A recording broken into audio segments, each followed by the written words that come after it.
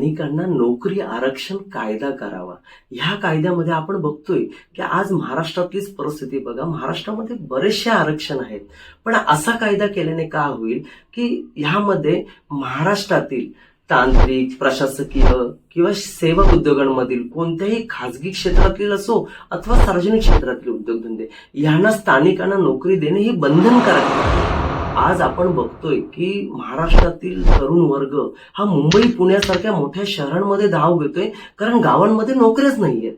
जर गावांमध्ये त्यांना नोकऱ्या उपलब्ध झाल्या तर ही वेळच येणार नाही. म्हणून माझी महाराष्ट्र सरकारला विनंती आहे की ह्या कायद्यानुसार आपण तालुका पातळीवर देखील काही लघु उद्योग, काही सेवा क्षेत्रामध्ये भर द्यावी, जेणेकरून तिथल्या स्थानिक कामगारांना तिथे प्राधान्य मिळेल आणि त्यांना नोकऱ्या मिळतील. आणि त्यानंतरही काही जागा शिल्लक राहिल्या तर बाहेरच्या कामगारांना नोकऱ्या द्याव्यात.